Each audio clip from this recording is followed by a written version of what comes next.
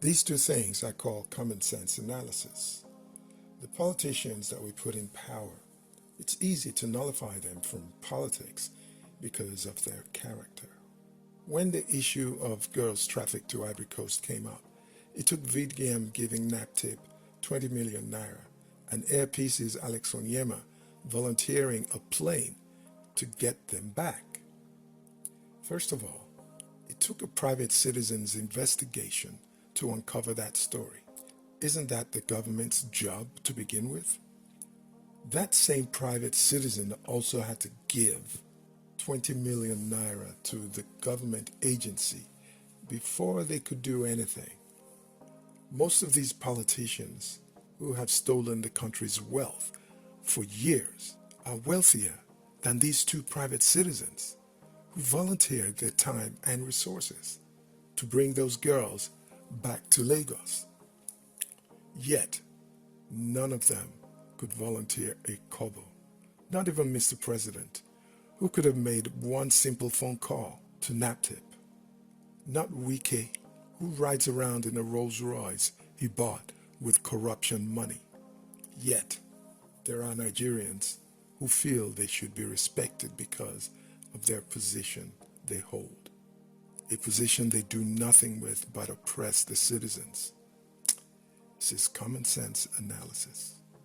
The second thing is religion and politics.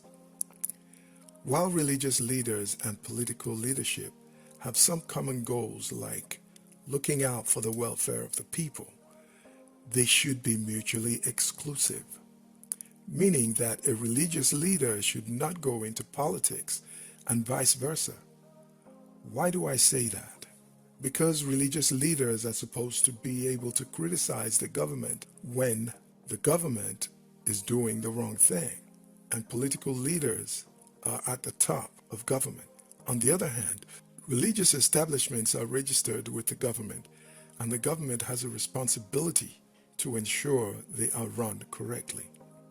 If a religious leader also holds a political position, that's a conflict of interest.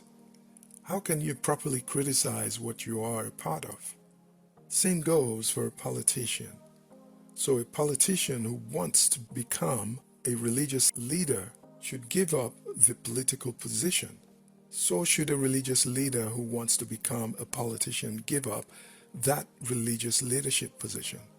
Governor Aliyah of Benue State cannot say that genocide is happening in his state, and Olukoyede of the EFCC cannot prosecute corrupt politicians, nor can he say EFCC is unfairly targeting citizens.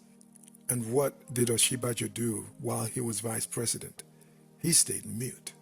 We tend to think religious leaders will make good politicians, but we fail to see the conflict of interest. If you like this content, please feel free to comment, share, and subscribe. Only wisdom and knowledge of the people will move our society forward and free us from bondage. Thank you.